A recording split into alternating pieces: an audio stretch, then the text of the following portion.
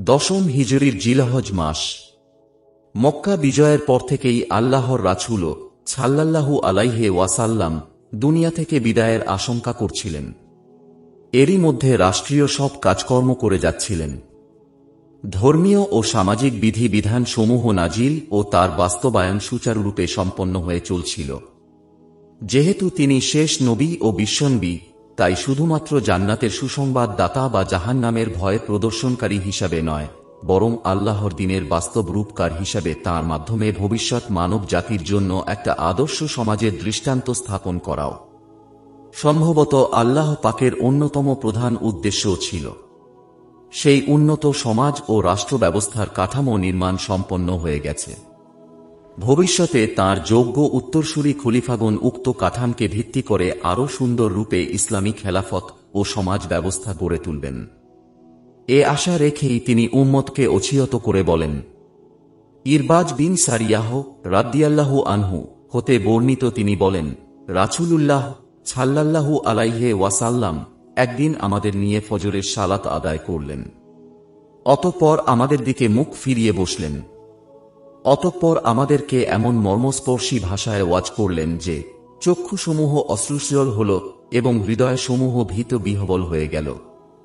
এমন সময় জনৈক মুসল্লি বলে উঠল, হে আল্লাহর রাসূল, মনে হচ্ছে যেন এটি কোনো বিদায় গ্রহণকারীর অন্তিম উপদেশ। অতএব আপনি আমাদেরকে আরও বেশি উপদেশ দিন। তখন রাসূলুল্লাহ সাল্লাল্লাহু আলাইহি ওয়াসাল্লাম বললেন, আমি তোমাদেরকে আল্লাহ ভীতির উপদেশ দিচ্ছি এবং তোমাদের আমিরের আদেশ শুনতে ও তা মান্য করতে উপদেশ দিচ্ছি, যদিও তিনি একজন হাবশী গোলাম হন। কেননা আমার পরে তোমাদের মধ্যে যারা বেঁচে থাকবে তারা সত্তর বহু মতভেদ দেখতে পাবে।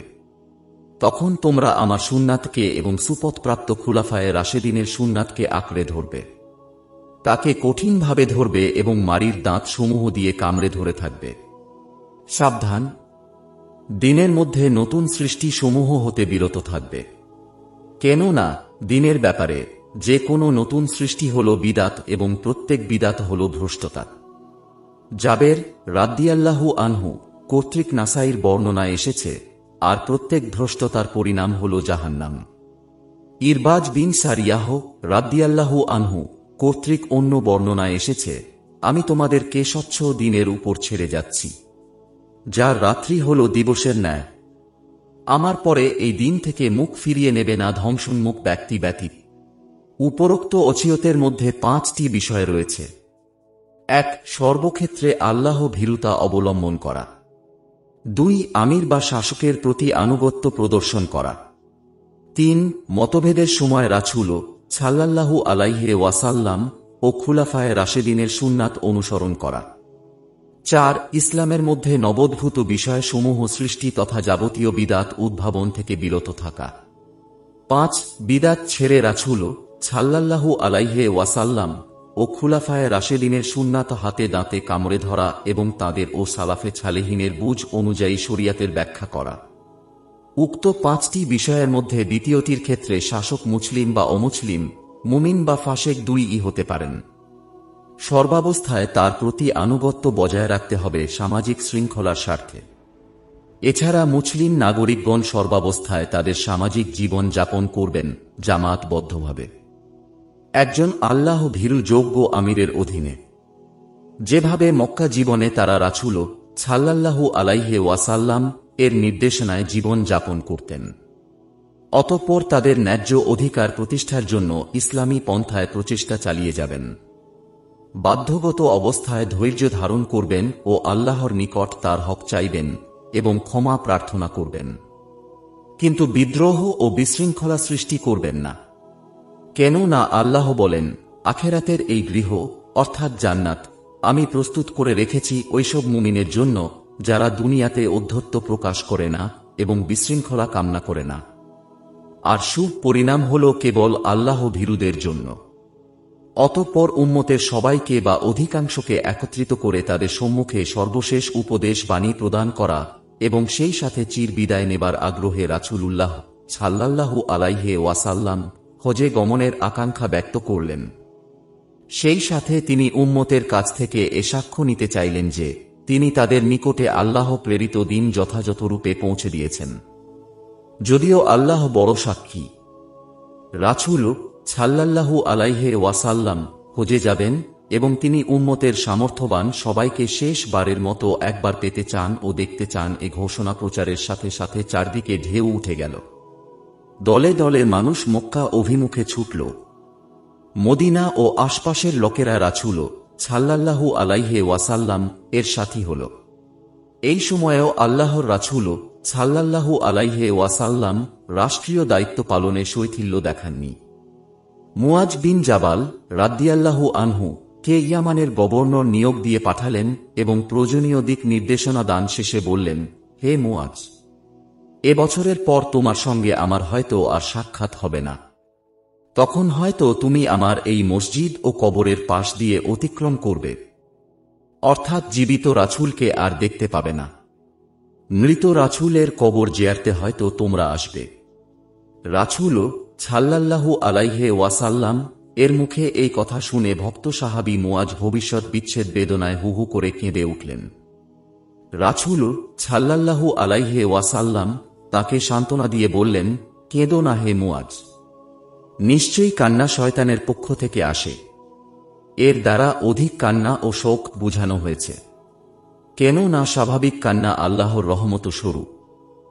আবু দুজানা সায়েদী অথবা শিবা বিন উরফুত্তাহ গেফারিকে মদিনার প্রশাসক নিযুক্ত করে 10ম হিজরির জুলুকপাদাহ মাসের 6 দিন বাকি থাকতে, অর্থাৎ 24শে জুলুকপাদাহ শনিবার জোহরের পর রাসূল সাল্লাল্লাহু আলাইহি ওয়াসাল্লাম স্ত্রীগণ সহ সাহাবায়ে কেরাম সমভিব্যাহারে মক্কার পথে রওনা হলেন। অতঃপর মদিনা থেকে 10 কিলোমিটার দক্ষিণে জুলহুলাইফা গিয়ে আছরের পূর্বে যাত্রা বিরতি করেন। এটা হল মদিনাবাসীদের জন্য হজের মিক্কাত। গলায় মালা পরানো কুরবানির পশু সঙ্গে ছিল। এখানে তিনি রাত্রি যাপন করেন। পরদিন রবিবার দুপুরের পূর্বে ইহরামের জন্য গোসল করেন এবং গোসল শেষে হযরত আয়েশা রাদিয়াল্লাহু আনহা নিজ হাতে তাঁর সারা দেহে ও পোশাকে সুগন্ধি মাখিয়ে দেন। অতঃপর তিনি জোহরের 2 রাকাত সালাত আদায় করেন এবং মুছাল্লায় থাকা অবস্থাতেই হজ ও ওমরাহর জন্য একত্রে ইহরাম বাঁধেন। সে মতে তালবিয়া পাঠ করেন, অর্থাৎ লাব্বায়েক হাজান ও ওমরাতান ধ্বনি উচ্চারণ করেন ও হজে কেরান এর নিয়ত করেন। অতঃপর তিনি বের হন এবং স্বীয় কাছোয়া উটুনির উপরে সওয়ার হয়ে পুনরায় তালবিয়া পাঠ করেন। অতঃপর খোলা ময়দানে এসে পুনরায় তালবিয়া বলেন। অতঃপর মক্কা অভিমুখে যাত্রা শুরু করেন এবং মধ্যম গতিতে 7 দিন চলে 3য় জিলহাজ শনিবার সন্ধ্যার প্রাকালে মক্কার নিকটবর্তী জুতুয়াতে অবতরণ করেন ও সেখানে রাত্রি যাপন করেন। পরদিন রবিবার দিনের বেলায় তিনি মক্কায় প্রবেশ করেন। ফলে মদিনা থেকে মক্কায় প্রবেশ পর্যন্ত মোট সফরকাল হয় 9 দিন। 4র্থ জিলহজ রবিবার ফজরের সালাতের পর গোসল শেষে রওনা হন এবং পূর্বাহ্নে মক্কায় প্রবেশ করেন। আয়েশা রাদিয়াল্লাহু আনহা বলেন, মানুষের ভিড় এড়ানোর জন্য তিনি উটে সওয়ার হয়ে মসজিদুল হারামে প্রবেশ করেন। অতঃপর বায়তুল্লাহর তাওয়াফ করেন। তিনি বনু আবদে মানাফ দরজা দিয়ে প্রবেশ করেন, যাকে এখন বাবে বনু সায়বাহ বলা হয়। ইবনু আব্বাস রাদিয়াল্লাহু আনহু বলেন, এ সময় হাতের মাথা বাঁকা লাঠি দিয়ে তিনি হাজরে আসওয়াদ চুম্বন করেন। তিনি বলেন, অতঃপর উট বসিয়ে রাসূল সাল্লাল্লাহু আলাইহি ওয়াসাল্লাম মাকবামে ইব্রাহিমের পিছনে 2 রাকাত সালাত আদায় করেন। এতে তিনি সূরা ফাতিহার পরে সূরা কাফিরুন ও সূরা ইখলাস পাঠ করেন। অতঃপর শোয়ার অবস্থায় সাফা ও মারওয়া সাই করেন। এভাবে উমরাহ শেষ করেন। ইবনু আব্বাস রাদিয়াল্লাহু আনহু বলেন, অতঃপর তিনি হালাল না হয়ে মক্কার উপরিভাগে তাঁর অবস্থানস্থল হাজুন্নে গমন করেন, কেন না তাঁর সাথে কুরবানি ছিল। তবে যাদের সঙ্গে কুরবানি ছিল না, তিনি তাদেরকে উমরাহ শেষে হালাল হতে বলেন। এতে অনেকে ইতস্তত বোধ করতে থাকেন। আয়েশা রাদিয়াল্লাহু আনহু বলেন, রাসূল সাল্লাল্লাহু আলাইহি ওয়াসাল্লাম আমার নিকটে ক্রুদ্ধ অবস্থায় আসেন। আমি বললাম, যে আপনাকে ক্রুদ্ধ করেছে আল্লাহ তাকে জাহান্নামে প্রবেশ করাবেন। তখন তিনি বললেন, তুমি কি দেখছ না আমি লোকদের একটা নির্দেশ দিয়েছি, অথচ তারা ইতস্তত করছে। এখন যে তা বুঝছি সেটা আগে বুঝতে পারলে আমি কুরবানি খরিদ করে নিয়ে আসতাম না। অতঃপর আমি হালাল হয়ে যেতাম, যেমন তারা হালাল হয়েছে। এর দ্বারা হজে কেরান যে কষ্টকর হজ সেটা বোঝানো হয়েছে। অতএব হজে তামাত্তু উত্তম। মিনায় গমন। রবি, সোম, মঙ্গল ও বুধবার মক্কায় অবস্থান শেষে অষ্টম জিলহাজ বৃহস্পতিবার তারবিয়ার দিন সকালে রাসূল সাল্লাল্লাহু আলাইহি ওয়াসাল্লাম মিনায় গমন করেন। সেখানে তিনি জমা না করে পৃথক পৃথকভাবে শুধু কছরের সাথে জোহর, আসর, মাগরিব, এশা ও ফজর 5 ওয়াক্ত সালাত আদায় করেন এবং 9 তারিখ সূর্যোদয় পর্যন্ত অবস্থান করেন। খুতবা শেষে রাসূলুল্লাহ সাল্লাল্লাহু আলাইহি ওয়াসাল্লাম বেলালকে আজান দিতে বলেন। অতঃপর প্রথম একান্তে জোহরের সালাত এবং দ্বিতীয় একান্তে আসরের সালাত আদায় করেন। তিনি উভয় সালাত ও দুরাকাত করে জমা ও কছর হিসাবে পড়েন। এদিন আসরের সালাত এগিয়ে জোহরের সময় মিলিয়ে পড়া হয়, যাকে জমা তাক্কুদিম বলা হয়। উভয় সালাতের মধ্যে কোনো সুন্নাত নফল পড়েননি। আর কুরআনেরও বক্তব্য সেটাই। সালাত শেষে রাসূল সাল্লাল্লাহু আলাইহি ওয়াসাল্লাম সোয়ারিতে আরোহণ করে ওয়াদিয়ে নামেলাতেশীয় তাঁবুতে গমন করেন ও সূর্য অদৃশ্য হওয়া পর্যন্ত সেখানে অবস্থান করেন। তিনি সবাইকে বলেন, পুরা আরাফাতের ময়দান হল অবস্থানস্থল, কেননা এটি ইব্রাহিমের উত্তরাধিকার সমূহের অন্যতম। এ সময় নাজদবাসীদের প্রশ্নের উত্তরে তিনি বলেন, হজ হল আরাফা। এখানে তিনি একাকী বুক পর্যন্ত হাত উঠিয়ে মিসকিনের ন্যায় আল্লাহর নিকট প্রার্থনা ও কান্নাকাটিতে রত থাকেন। তিনি বলেন, শ্রেষ্ঠ দোয়া হল আরাফার দোয়া। এদিন অর্থাৎ জুমার দিন সন্ধ্যায় আল্লাহর পক্ষ হতে নাজিল হয় এক অনন্য দলিল, ইসলামের পরিপূর্ণতার সনদ, যা ইতিপূর্বে কোনো এলাহী ধর্মের জন্য নাজিল হয়নি। এ সময় ওহীর নাজিলের গুরুভার বহনে অপারগ হয়ে রাসূল সাল্লাল্লাহু আলাইহি ওয়াসাল্লাম এর বাহন আজবা আস্তে করে বসে পড়ে। অতঃপর ওহী নাজিল হল, আজ আমি তোমাদের জন্য তোমাদের দিনকে পরিপূর্ণ করে দিলাম এবং তোমাদের উপরে আমার নেয়ামতকে সম্পূর্ণ করলাম, আর ইসলামকে তোমাদের জন্য দিন হিসাবে মনোনীত করলাম। এ কারণে বিদায় হজকে হাজ্জাতুল ইসলাম বা ইসলামের হজ বলা হয়। উক্ত আয়াত নাজিলের বিষয়ে পরবর্তীতে ইহুদিরা উমর ফারুক রাদিয়াল্লাহু আনহু কে বলেন, হে আমিরুল মুমিনিন, যদি উক্ত আয়াত আমাদের উপর নাজিল হতো তাহলে আমরা ওই দিনটিকে ঈদের দিন হিসাবে গ্রহণ করতাম। তখন উমর রাদিয়াল্লাহু আনহু বললেন, আল্লাহর কসম, আমি জানি যে দিন এটি রাসূল সাল্লাল্লাহু আলাইহি ওয়াসাল্লাম এর উপর নাজিল হয়েছিল এবং কখন এটি নাজিল হয়েছিল। এটি রাসূল সাল্লাল্লাহু আলাইহি ওয়াসাল্লাম এর উপর নাজিল হয়েছিল জুমা ও আরাফার দিন সন্ধ্যায়। মুসলিমের বর্ণনায় জুমার রাতের কথা বলা হয়েছে, যার অর্থ ইমাম নববী বলেন জুমার দিন। বুখারীর বর্ণনায় স্পষ্টভাবে জুমার দিনের কথা বলা হয়েছে, অর্থাৎ জুমার দিন মাগরিবের পূর্বে। কেন না মাওয়ার্দী বলেন অর্থ অপরাহ্ন, যখন সূর্য অস্ত যাওয়ার জন্য ঢলে পড়ে, অর্থ সূর্যাস্তের পর অন্ধকার প্রকাশিত হওয়া। নবী বলেন, এর দ্বারা উমর রাদিয়াল্লাহু আনহু বুঝাতে চেয়েছিলেন যে আমরা ওই দিনটিকে ঈদ হিসাবেই গ্রহণ করেছি, কেন না ওই দিন ছিল জুমা এবং আরাফার দিন, আর দুটিই হল মুসলমানদের নিকট ঈদের দিন।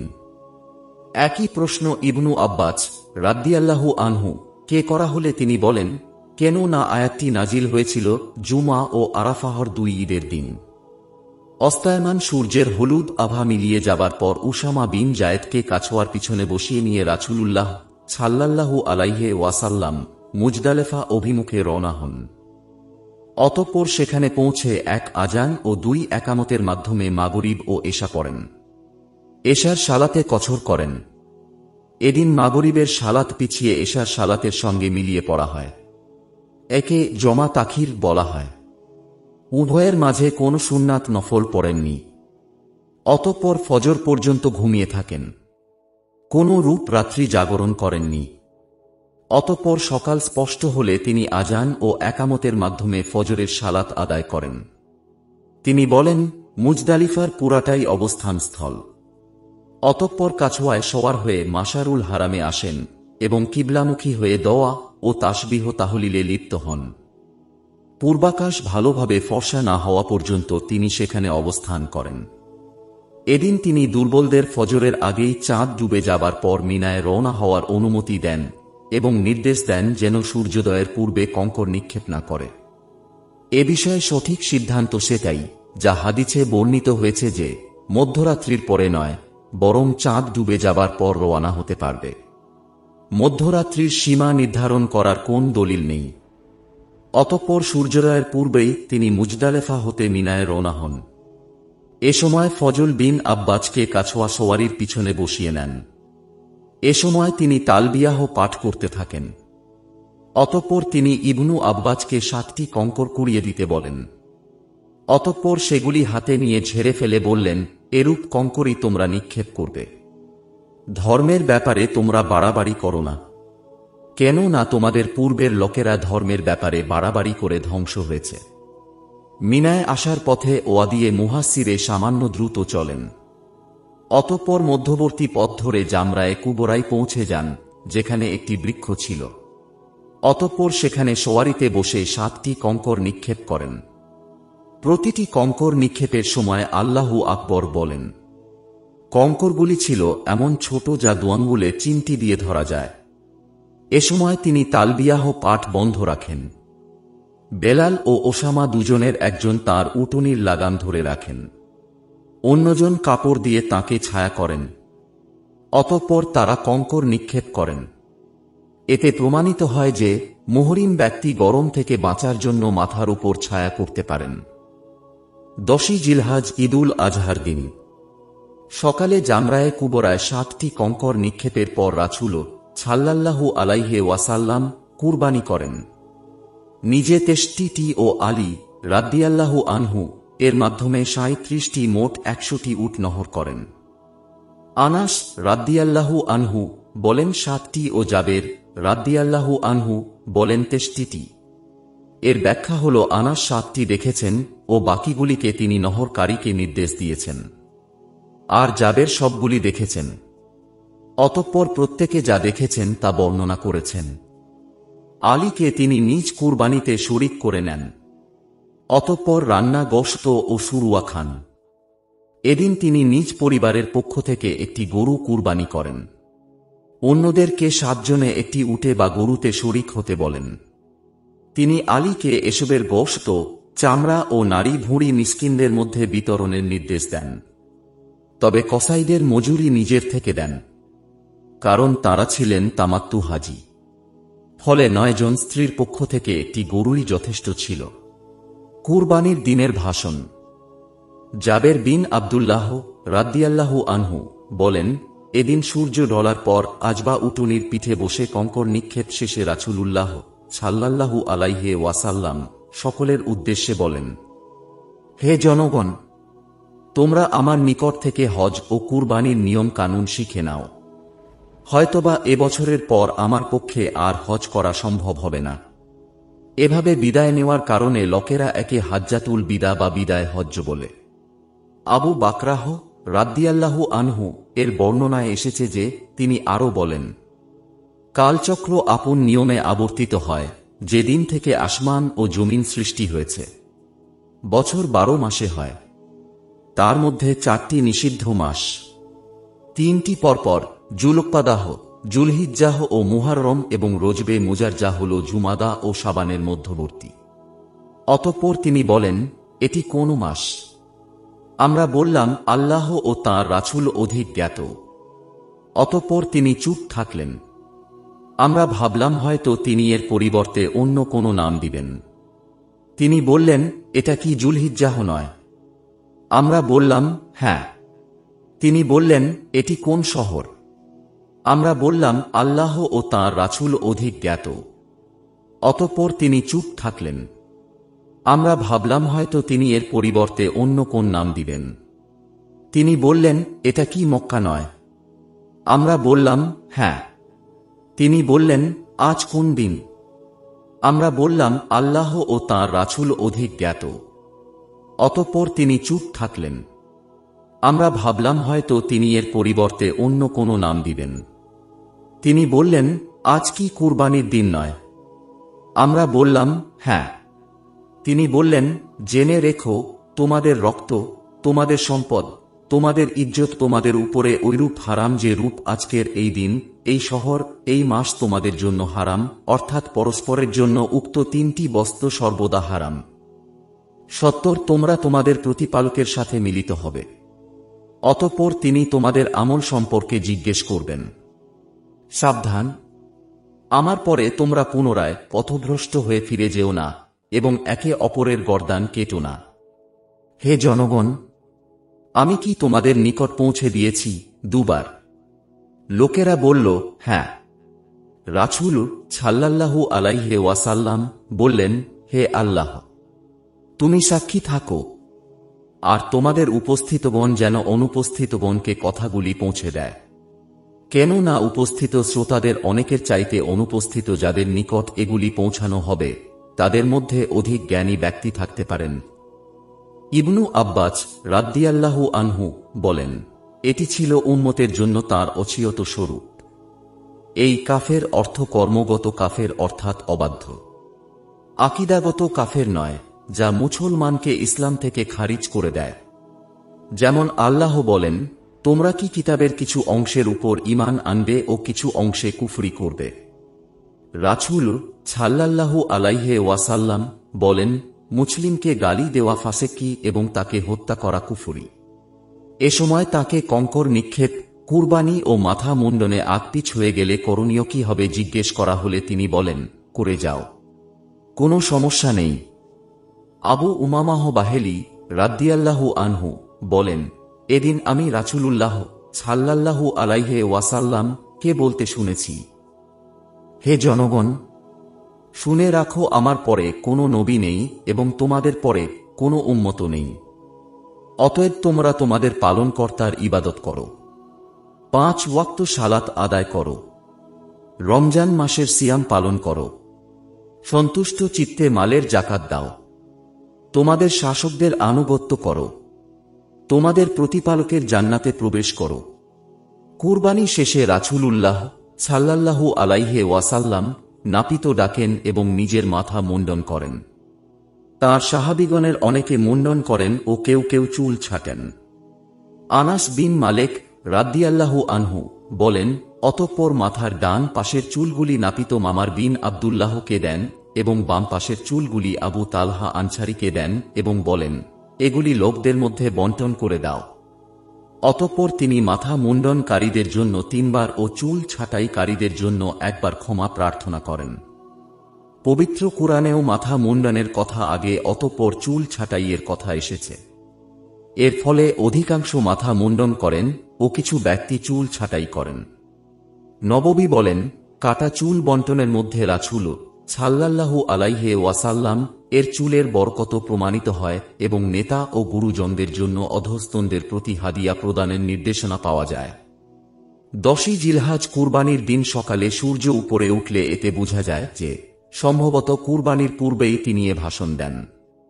রাসূলুল্লাহ সাল্লাল্লাহু আলাইহি ওয়াসাল্লাম একটি সাদা কালো মিশ্রিত খচ্চরে সওয়ার হয়ে কঙ্কর নিক্ষেপের পর জামরায়ে আকবাবায় এক ভাষণ দেন।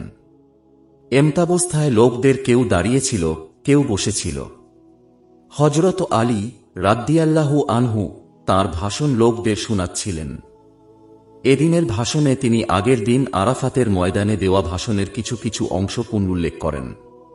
10ই জিলহজ কঙ্কর নিক্ষেপ, কুরবানি ও মাথা মুন্ডন শেষে রাসূল সাল্লাল্লাহু আলাইহি ওয়াসাল্লাম মক্কায় গিয়ে বায়তুল্লাহর তাওয়াফ করেন। একে তাওয়াফে ইফাজাহ বলা হয়। এটি হজের অন্যতম রুকন, যা না করলে হজ সম্পন্ন হয় না। অতঃপর তিনি জমজম কূপে আসেন। সেখানে বনু আব্দুল মুত্তালিবের লোকেরা পূর্বের রীতি অনুযায়ী হাজিদের পানি পান করাচ্ছিলেন। সেখানে গিয়ে রাসূলুল্লাহ সাল্লাল্লাহু আলাইহি ওয়াসাল্লাম খুশি হয়ে বললেন, হে বনু আব্দুল মুত্তালিব, তোমরা পানি উত্তোলন করো। যদি তোমাদের উপরে লোকদের বিজয়ী হবার ভয় না থাকত, তাহলে আমি নিজেই তোমাদের সাথে পানি উত্তোলন করতাম। অর্থাৎ রাসূল সাল্লাল্লাহু আলাইহি ওয়াসাল্লাম নিজে এই বরকতের কাজে অংশ নিলে অন্যেরাও ওই কাজে ঝাঁপিয়ে পড়ত। ফলে বনু আব্দুল মুত্তালিবের অধিকার ক্ষুণ্ণ হতো। অতঃপর তারা রাসূল সাল্লাল্লাহু আলাইহি ওয়াসাল্লাম কে এক বালতি পানি উঠিয়ে দিলেন এবং তিনি তা থেকে পান করলেন। অতঃপর সেখান থেকে ফিরে তিনি মিনায় চলে আসেন। তাওয়াফে এফাজাহ শেষে আল্লাহর রাসূল সাল্লাল্লাহু আলাইহি ওয়াসাল্লাম মিনায় ফিরে এসে জোহর পড়েন। এদিন রাসূল সাল্লাল্লাহু আলাইহি ওয়াসাল্লাম কোথায় জোহর পড়েছিলেন সে বিষয়ে মতভেদ রয়েছে। আয়েশা রাদিয়াল্লাহু আনহু এর হাদিস অনুযায়ী তিনি হারামে জোহর পড়েছিলেন। এতে সমস্যা এই যে মক্কায় থাকাকালে রাসূল সাল্লাল্লাহু আলাইহি ওয়াসাল্লাম নিজের অবস্থানস্থল আবত্তাহ ব্যতীত অন্য কোথাও মুসলমানদের নিয়ে জামাত করেননি। দ্বিতীয়ত আয়েশা রাদিয়াল্লাহু আনহা এর হাদিসে এটি স্পষ্ট নয় যে তিনি ওই দিন মক্কায় জোহর পড়েছিলেন। কেন না সেখানে বলা হয়েছে রাসূল সাল্লাল্লাহু আলাইহি ওয়াসাল্লাম দিন শেষে তাওয়াফে এফাজাহ করেন, যখন তিনি জোহরের সালাত আদায় করেন। অতঃপর মিনায় ফিরে আসেন। উক্ত হাদিস সম্পর্কে শায়খ আলবানী বলেন, হাদিসটি সহিহ হলেও যখন তিনি জোহরের সালাত আদায় করেন বাক্যটি মুনকার বা জিফ। অতএব এক্ষেত্রে ইবনু উমরের স্পষ্ট হাদিসই অগ্রাধিকার যোগ্য, যেখানে তিনি বলেন কুরবানির দিন রাসূল সাল্লাল্লাহু আলাইহি ওয়াসাল্লাম তাওয়াফে এফাজাহ করেন, অতঃপর মিনায় ফিরে এসে জোহরের সালাত আদায় করেন। জাবের রাদিয়াল্লাহু আনহু বর্ণিত হাদিসে হারামে তাওয়াফ শেষের দুরাকাত নফল সালাতকে সম্ভবত জোহরের দুরাকাত ধারণা করা হয়েছে। অতঃপর 11, 12, 13 আইয়ামে তাশরিকের 3 দিন সেখানে অবস্থান করেন। 11 ও 12 তারিখে সূর্য ঢলার পর প্রথম, দ্বিতীয় ও তৃতীয় জামরায় প্রতিটিতে 7টি করে কঙ্কর নিক্ষেপ করেন এবং হজের বিভিন্ন নিয়ম কানুন জনগণকে শিক্ষা দেন। এ সময় তিনি শিরকের নিদর্শনগুলি ধ্বংস করে দেন। তিনি জিকর আজকারে লিপ্ত থাকেন এবং জনগণকে বিভিন্ন বিষয়ে হেদায়াত দান করেন। প্রথম ও দ্বিতীয় জামরায় কঙ্কর নিক্ষেপের পর একটু দূরে গিয়ে কিবলামুখী হয়ে দীর্ঘক্ষণ দোয়া করেন। হাদিস সমূহের বর্ণনা অনুযায়ী সূর্য ঢলার পর কঙ্কর নিক্ষেপ করতেন, ফলে ফিরে এসে জোহর পড়তেন বলেই প্রতীয়মান হয়। এ সময় হাজিদের পানি পান করানোর দায়িত্বশীল হওয়ায় আব্বাস রাদিয়াল্লাহু আনহু কে মক্কায় অবস্থানের অনুমতি দেওয়া হয়। একইভাবে রাখালদেরও অনুমতি দেওয়া হয় মিনার বাইরে গিয়ে উট চড়ানোর জন্য। তাদেরকে বলা হয় 11 বা 12 দুদিনের কঙ্কর যে কোনো একদিনে একসাথে মারার জন্য। ইমাম মালিক বলেন, আমি ধারণা করি তাদেরকে বলা হয় 11 তারিখে কঙ্কর মারতে এবং ফেরার দিন 13 তারিখে কঙ্কর মারতে। সুফিয়ান বিন ওয়াইনা বলেন, এর ফলে তাদেরকে একদিন পর একদিন কঙ্কর মারার অনুমতি দেওয়া হয়। তাছাড়া তারা মিনায় রাত্রি যাপন থেকে রুক্ষত পায় এবং দিনের বদলে রাত্রিতে কঙ্কর মারার অনুমতি পায়। অতএব তাদেরকে যখন ওজর বশত রুক্ষ দেওয়া হয়েছে সেই হিসাবে রোগ কিংবা অন্য কোনো বাধ্যগত কারণে অন্যেরাও উক্ত রুক্ষত পেতে পারে। উম্মুল হুসাইন রাদিয়াল্লাহু আনহা বলেন, আমি রাসূলুল্লাহ সাল্লাল্লাহু আলাইহি ওয়াসাল্লাম এর সাথে বিদায় হজ করেছি। অতঃপর জামরায় কঙ্কর নিক্ষেপের পর ফিরে এসে জাদা উটনির উপর বসা অবস্থায় তাকে বলতে শুনেছি, যদি তোমাদের উপর নাক কান কাটা কৃষ্ণকায় গোলাম ও আমির নিযুক্ত হন, যিনি তোমাদেরকে আল্লাহর কিতাব অনুযায়ী পরিচালিত করেন, তোমরা তাঁর কথা শোনো ও মান্য করো। আব্দুল্লাহ ইবনু উমর রাদিয়াল্লাহু আনহু বলেন, আইয়ামে তাশরিকের মধ্যবর্তী দিনে অর্থাৎ 12 জিলহাজ মিনায় সূরা নছর নাজিল হয়। অতঃপর তিনি কাছোয়া উটনীতে সওয়ার হয়ে জামরায়ে আকাবায় গমন করেন। অতঃপর কঙ্কর নিক্ষেপ শেষে ফিরে এসে জনগণের উদ্দেশ্যে তাঁর প্রসিদ্ধ ভাষণটি প্রদান করেন। সূরা নছর, যখন এসে গেছে আল্লাহর সাহায্য ও বিজয় এবং তুমি লোকদের দলে দলে আল্লাহর দ্বীনের মধ্যে প্রবেশ করতে দেখছ, তখন তুমি তোমার পালনকর্তার প্রশংসা সহ পবিত্রতা বর্ণনা করো এবং তাঁর কাছে ক্ষমা প্রার্থনা করো। নিশ্চয়ই তিনি সর্বাধিক তোবা কবুলকারী।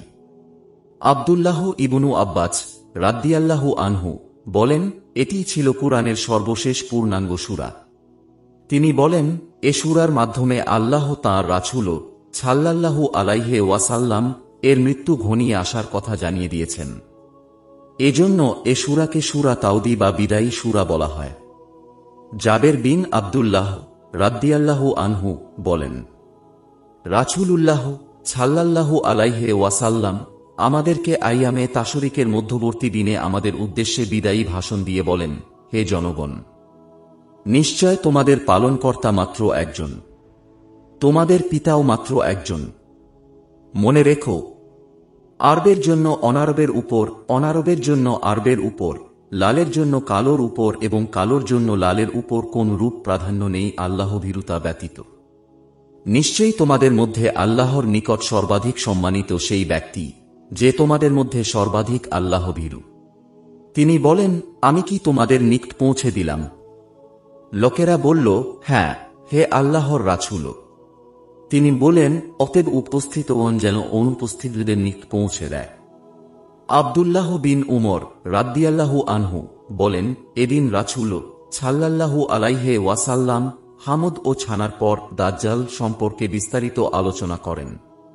অতঃপর বলেন, আল্লাহ এমন কোন নবী প্রেরণ করেননি যিনি তার উম্মতকে এ বিষয়ে শত করেননি। নূহ এবং তার পরবর্তী নবীগণ তাদের স্ব উম্মতকে এ বিষয়ে শত করেছেন। সে তোমাদের মধ্যে বহির্গত হবে, তার অবস্থা তোমাদের নিকট গোপন থাকবে না, তার ডান চোখ হবে কানা ফোলা আঙ্গুরের মতো। অতঃপর তিনি বলেন, তোমরা সাবধান থেকো, আমার পরে তোমরা একে অপরের গর্দান মেরে যেন পুনরায় কাফের হয়ে যেও না। এর অর্থ খুনোখুনি মহাপাপে লিপ্ত হয়েও না, যা সবচেয়ে বড় পাপ। এর অর্থ প্রকৃত কাফের নয়, যা ইসলাম থেকে বের করে দেয়। যেমন অন্য হাদিসে এসেছে, মুসলিমকে গালি দেওয়া ফাসেকি এবং তাকে হত্যা করা কুফরি।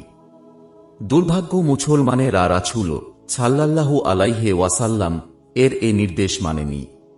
আব্দুল্লাহ ইবনু আব্বাস রাদিয়াল্লাহু আনহু বলেন, বিদায় হজের ভাষণে রাসূলুল্লাহ সাল্লাল্লাহু আলাইহি ওয়াসাল্লাম বলেন, হে জনগণ, আমি তোমাদের নিকট এমন বস্তু রেখে যাচ্ছি যা মজবুতভাবে ধারণ করলে তোমরা কখনই পথভ্রষ্ট হবে না।